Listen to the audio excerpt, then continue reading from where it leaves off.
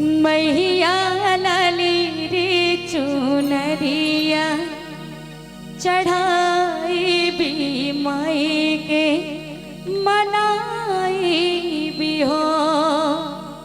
कौन कौन मैया को मनाने आए हैं जरा दोनों हाथ उठा के सभी कोई मीठी मीठी देख पहले के साथ सभी कोई।